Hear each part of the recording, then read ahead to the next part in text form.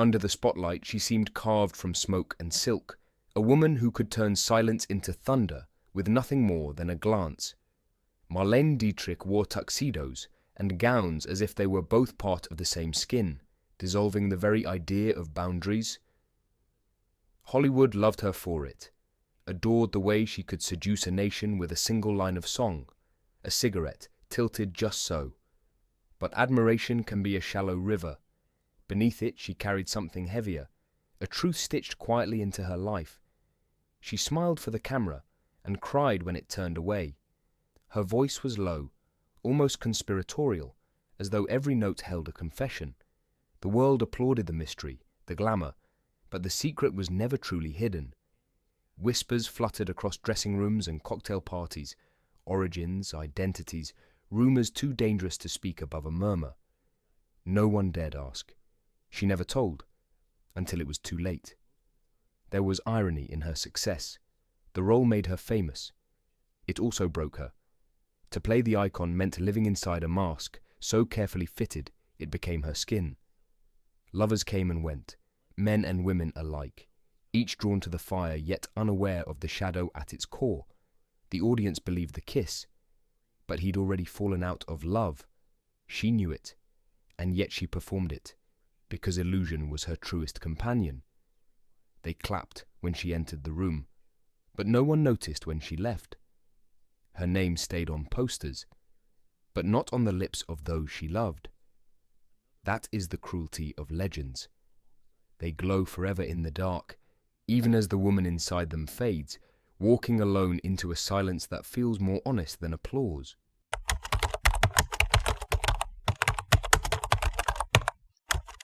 She told the world she wanted to be alone, and they believed her. Yet solitude was never truly hers. It was a mask, worn as carefully as the kohl around her eyes.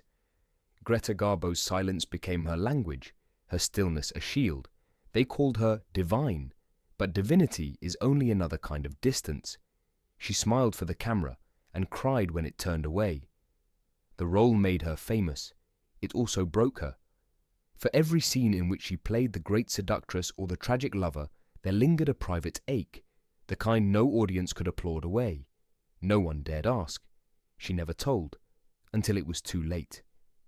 Beneath the gowns and the applause, Garbo carried the quiet burden of being miscast in her own life. He wore tuxedos on screen. In real life, he wore guilt, and Garbo, wrapped in layers of silk and secrecy, moved through the world like a cipher. Beautiful, unknowable, untouchable. They clapped when she entered the room, but no one noticed when she left. Her name stayed on posters, but not on the lips of those she loved. The audience believed the kiss, but she had already turned away, into the shadows.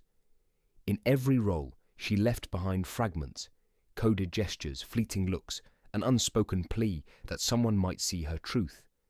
But Hollywood preferred its mystery intact. And so Garbo remained an enigma, a shadow among stars, her silence echoing louder than words.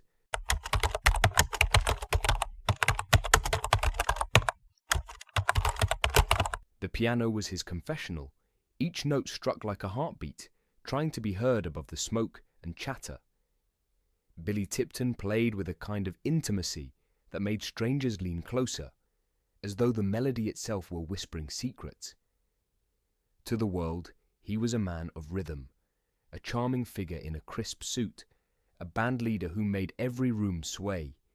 He wore tuxedos on screen. In real life, he wore guilt. Not guilt for the music, for that was pure, but for the mask that life had demanded he wear. She smiled for the camera and cried when it turned away. For Billy, the camera was the stage light, the endless expectation of fitting into a world that would never accept the truth. He poured his longing into brass and ivory, shaping a life that was both disguise and devotion. His lovers adored him, his friends respected him, and the audience believed the kiss of every note. But he'd already fallen out of love with pretense. No one dared ask. He never told, until it was too late. When his body could no longer hold its secret, the truth arrived like an encore no one had expected. They clapped when he entered the room, But no one noticed when he left. What remained was the music, a testament stronger than flesh or rumour. His name stayed on posters, but not on the lips of those he loved. And yet, through every smoky refrain, Billy Tipton still sings.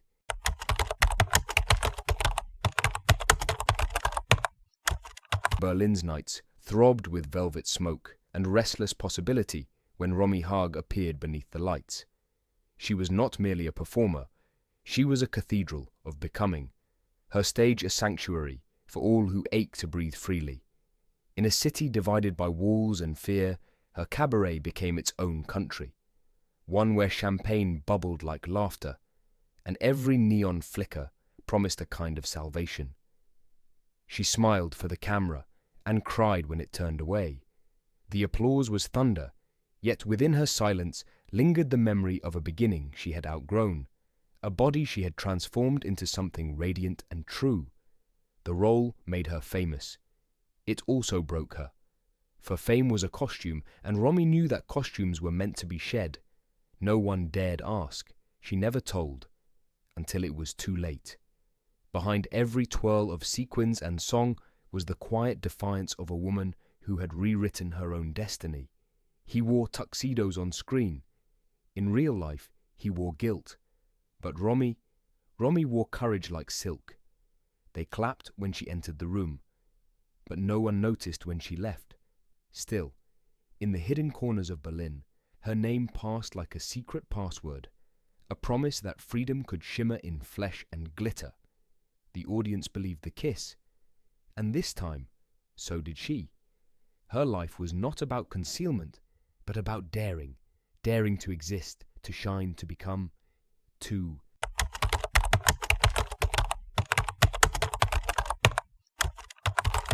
She floated through the factory like a candle behind glass, glowing even as the wax melted unseen.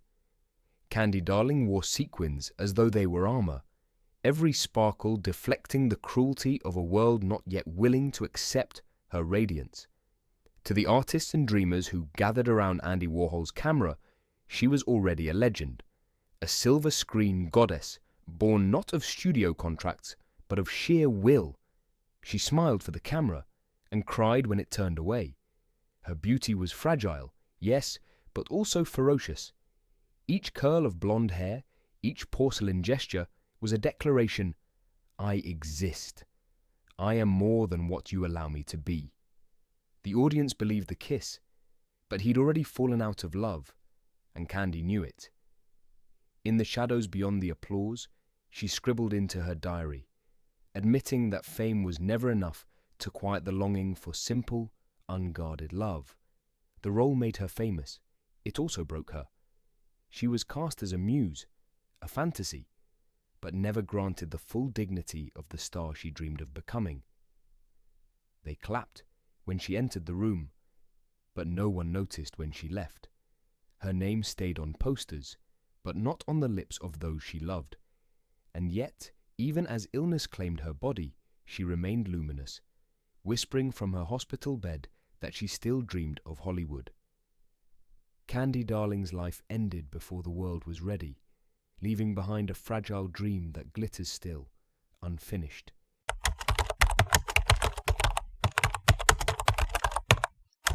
Paris had always loved spectacle, but when Coccinelle stepped into the light, she became more than a spectacle. She became a sunrise. Post-war nights were heavy with smoke and memory, yet her presence shimmered like silk against the gloom, a reminder that beauty could be reborn even from history's ruins. She was France's first star to live her truth openly, and in her every gesture she seemed to declare that existence itself could be an act of art. She smiled for the camera and cried when it turned away. The feathers, the sequins, the glow of chandeliers, all of it masked the early years when her truth had no stage, no applause, only silence. The role made her famous. It also broke her, for fame can gild a life, but it cannot soften its bruises. No one dared ask. She never told, until it was too late. Behind her elegance lay resilience, a kind of defiance that turned every song into survival, every curtain call into testimony. he wore tuxedos on screen. In real life, he wore guilt. But Coccinelle wore courage, dazzling enough to illuminate those who followed. They clapped when she entered the room, but no one noticed when she left. Her name stayed on posters, but not on the lips of those she loved. The audience believed the kiss, and for once, so did she. Coccinelle was more than a performer. She was Parisian dawn, radiant, undeniable, breathtaking.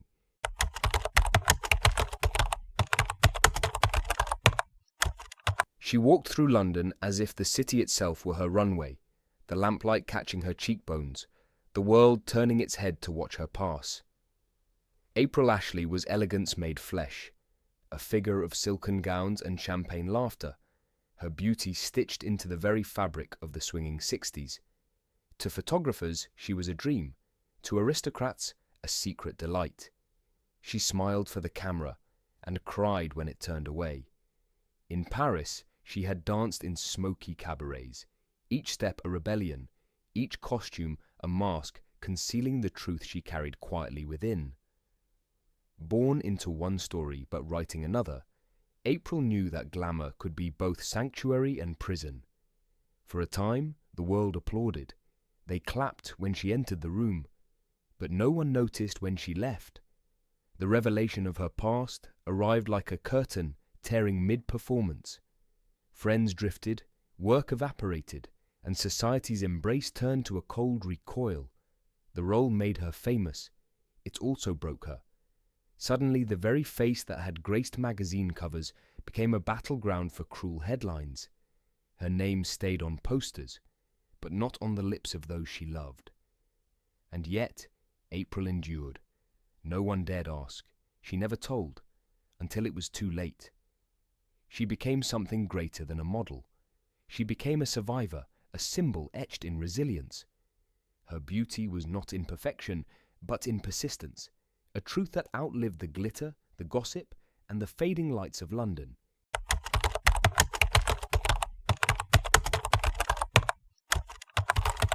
When Christine Jorgensen stepped off the plane in 1952, the world seemed to stop. Flashbulbs burst like fireworks. Reporters pushed forward with notebooks trembling, and her name became a headline before she could even speak it. She had left as George and returned as Christine, and suddenly America found itself face to face with a truth it had never imagined. She smiled for the camera and cried when it turned away. The applause came not from intimacy, but from curiosity. Christine's life had become a story others wanted to tell for her, a spectacle dressed in ink and paper. The role made her famous. It also broke her, for the part she had claimed was her own, yet the world insisted on turning it into theirs. No one dared ask. She never told, until it was too late. Beneath the layers of gossip and policy debates stood a woman who longed for simplicity, who had wanted only the quiet dignity of living as herself. He wore tuxedos on screen. In real life, he wore guilt. Christine, meanwhile, carried herself with grace, her every step an act of resistance wrapped in elegance. They clapped when she entered the room, but no one noticed when she left. Her name stayed on posters, but not on the lips of those she loved. The audience believed the kiss, but she knew the cost of being seen. Christine Jorgensen was not just America's headline star. She was its quiet revolution.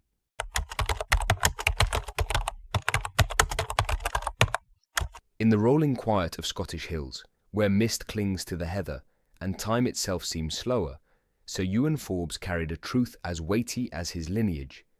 An aristocrat by birth, a physician by calling, and a poet by need, he moved through life with a grace that concealed the storm beneath. To his patients, he was a healer with gentle hands. To his peers, he was a landowner and lord. Yet in the marrow of his story lay a secret the world was never meant to unearth. He wore tuxedos on screen. In real life, he wore guilt. When the question of inheritance arose, his truth, carefully lived but never flaunted, became a matter for the courts. Suddenly, the quiet dignity of his life was dragged into the harsh light of legality. No one dared ask. He never told, until it was too late. The trial risked not only his title, but the very narrative of who he was. They clapped when he entered the room, but no one noticed when he left. Yet those who knew him remembered not scandal, but kindness.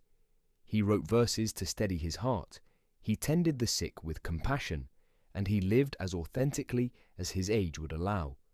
The role made him famous. It also broke him. His name stayed on posters, but not on the lips of those he loved. And still, in the quiet of Scotland, Sir Ewan's legacy lingers. Courage whispered through stone walls and morning fog.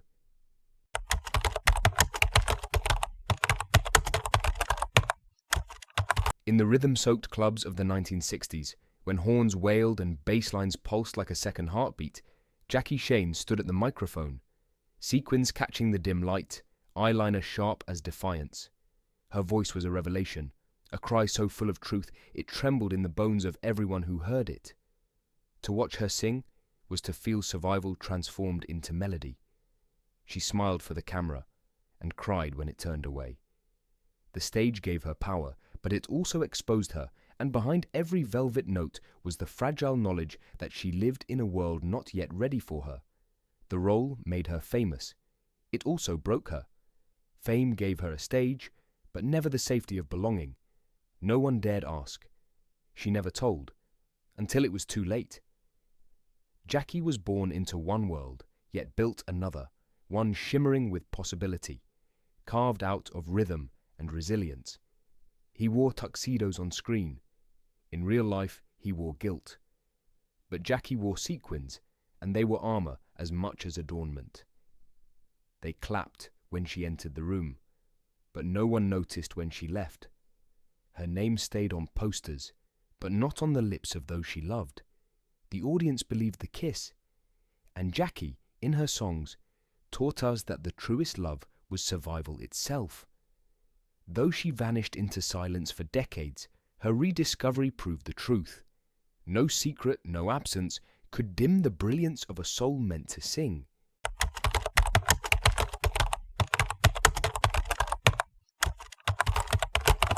The roar of engines was her first lullaby. Long before the world knew her name, Roberta Cowell was already chasing horizons, her hands steady on the controls of a Spitfire, her heart beating in rhythm with the sky.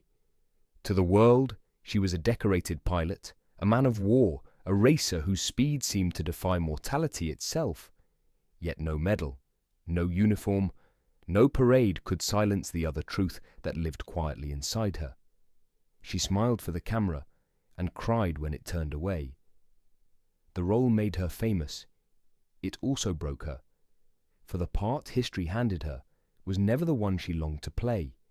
She flew through clouds with courage, and later, with that same defiance, she stepped into her true life, Britain's first known trans woman to undergo surgery. No one dared ask. She never told, until it was too late. He wore tuxedos on screen. In real life, he wore guilt, but Roberta wore silk, her gowns flowing as effortlessly as her planes once carved through air. They clapped when she entered the room, but no one noticed when she left. Her name stayed on posters, but not on the lips of those she loved. The audience believed the kiss, but she had already soared beyond their scripts. Roberta Cowell was more than a pilot of war. She was a pilot of two skies, one of secrecy, one of truth, and in both she flew with grace.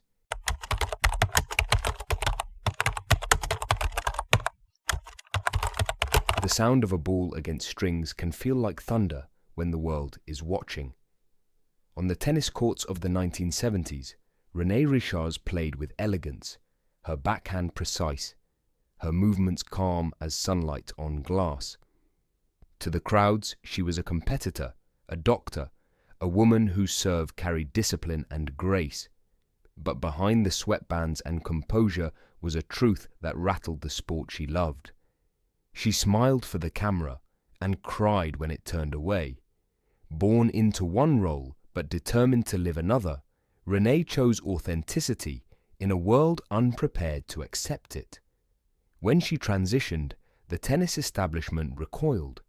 Suddenly the game she adored turned against her, transforming her life into a public trial. Headlines debated her body as though it were property. Courtrooms decided her right to exist as herself. No one dared ask. She never told, until it was too late. The role made her famous. It also broke her. She never sought the lawsuits, the endless scrutiny, the weight of representing something larger than herself. She only wanted to play, to be judged by her swing, her stamina, her skill. They clapped when she entered the room, but no one noticed when she left. And yet, her persistence reshaped more than a sport. She became a symbol of endurance, of courage disguised as patience. Her legacy is not in the trophies she lifted, but in the truth she carried, that to live authentically is the greatest victory of all.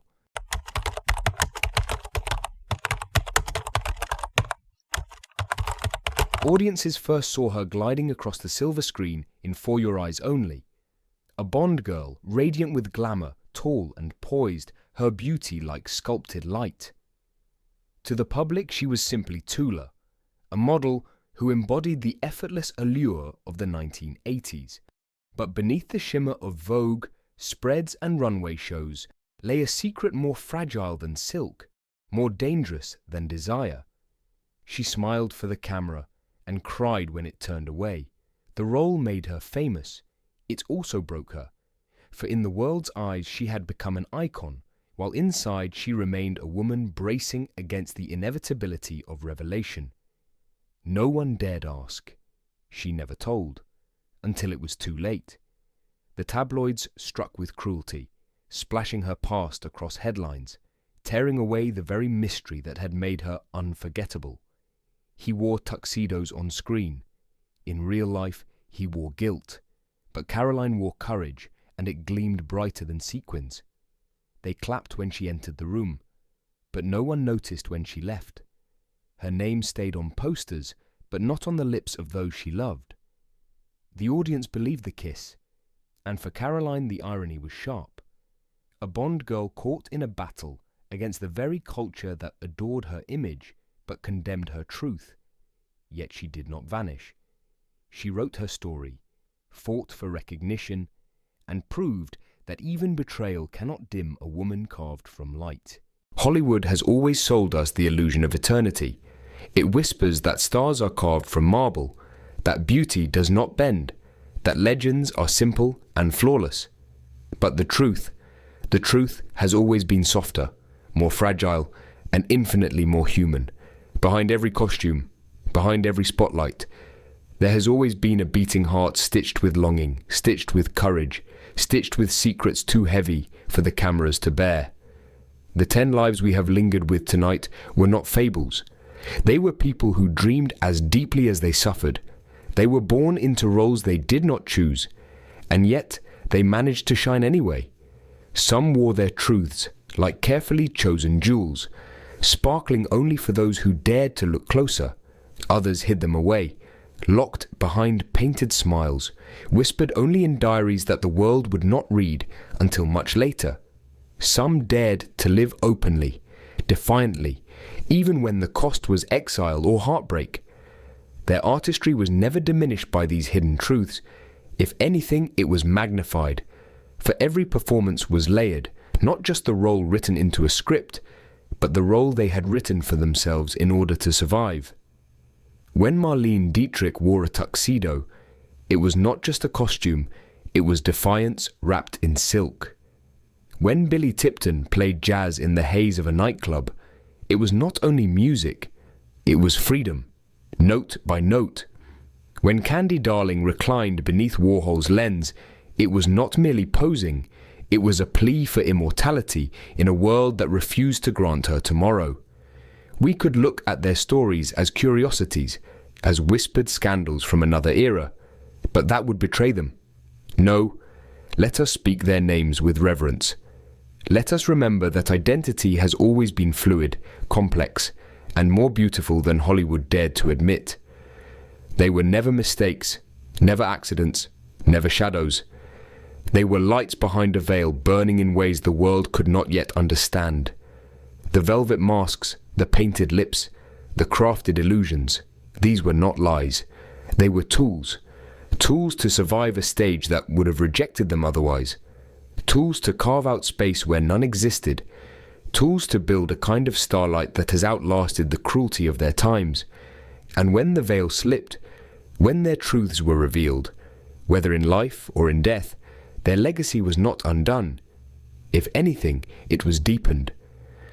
They remind us that to live is always to perform, in ways both great and small. That each of us carries masks, each of us hides and reveals, each of us negotiates the fragile line between what the world demands and what the soul requires. So, as the lights fade, as night draws close and sleep carries us into its tender quiet, let us not remember them as spectacles. Let us remember them as companions in the human condition. They reached across decades not with perfection, but with persistence, with longing, with courage. And in their imperfect brilliance, they proved what Hollywood could not. That truth, no matter how hidden, will always find its stage. Even now, in the hush of midnight, their starlight lingers. It waits for us in dreams, flickering softly, the light behind the veil,